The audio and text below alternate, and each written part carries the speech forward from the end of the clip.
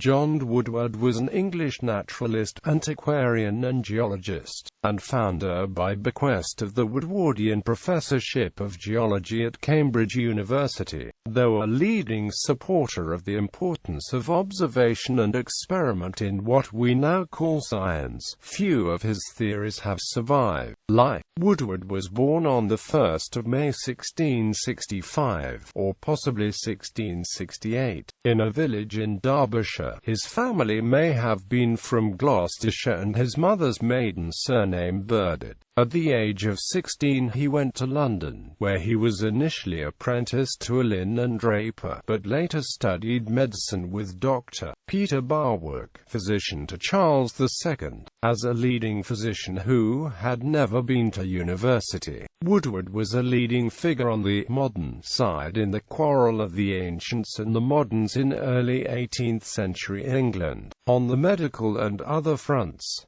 In 1692 he was appointed Gresham Professor of Physic. In 1693 he was elected a Fellow of the Royal Society. In 1695 was made M.D. by Archbishop Tennyson and also by Cambridge, and in 1702 became a Fellow of the Royal College of Physicians. He died on the 25th of April 1728 and was buried in Westminster Abbey. Works. In 1699, John Woodward published his water-culture experiments with spearmint. He found that plants in less pure water sources grew better than plants in distilled water. While still a student he became interested in botany and natural history, and during visits to Gloucestershire his attention was attracted by the fossils found there, and he began to form the great collection for which he is known. He published an essay toward a natural history of the Earth and terrestrial bodies, especially minerals, and amp.c. in 1695, followed by brief instructions for making observations in all parts of the world. He later wrote an attempt towards a natural history of the fossils of England. In these works he showed that the stony surface of the Earth was divided into strata, and that the enclosed fossils were originally generated at sea, but his views of the method of formation of the rocks were unsupported, and were satirized by John Arbuthnot, who ridiculed what he saw as Woodward's classicist method and personal venality. In his elaborate catalogue, Woodward accurately described his rocks, minerals and fossils.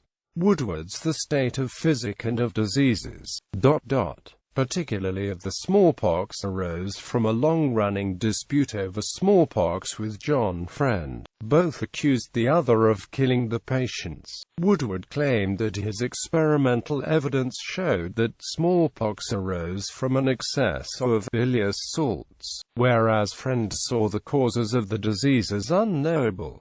Dr. Woodward's shield, a celebrated shield, bought by John Conyers from a London ironmonger, was sold after his death by one of his daughters to Woodward. Dr. Woodward's shield, now in the British Museum, is today recognized as a classicizing French Renaissance buckler of the mid-16th century, perhaps sold from the royal armories of Charles II, but was thought by Woodward and others to be an original Roman work. Woodward published in 1713 a treatise on the shield, provoking a satire by Alexander Pope, written in the same year but not printed until 1733, on the follies of antiquarianism. Woodward is mentioned twice in Pope's fourth satire of Dr. John Donne, and is one candidate for the original of Mummius in Pope's The Dunciad. Bequest. By his will, Woodward directed that his personal estate and effects were to be sold, and that land of the yearly value of £150 was to be purchased and conveyed to the University of Cambridge. A lecturer was to be chosen, and paid £100 a year to read at least 4 lectures every year, on some one or other of the subjects treated of in his Natural History of the Earth.